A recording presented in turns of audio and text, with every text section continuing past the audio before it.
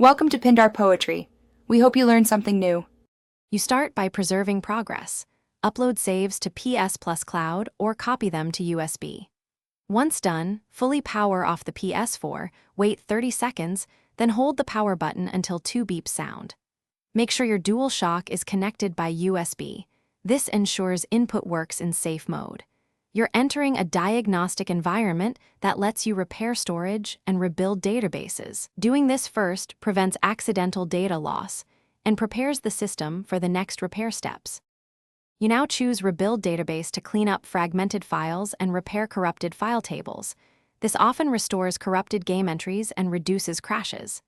If the system can't display properly, switch resolution first so you can proceed. Once rebuild completes, reboot and test games. If corruption remains, prepare a USB with official reinstall files and initialize PS4, reinstall system software. That wipes the drive but replaces faulty system files, which is why you backed up saves earlier. You finish by restoring your saved data from the cloud or USB and reinstalling any games. Then run a full system update so the console receives the latest stability fixes. Once updated, test several games and apps to confirm corruption is resolved. If problems persist, swap the internal HDD or install an SSD to rule out hardware failure. Bad drives often cause recurring corruption.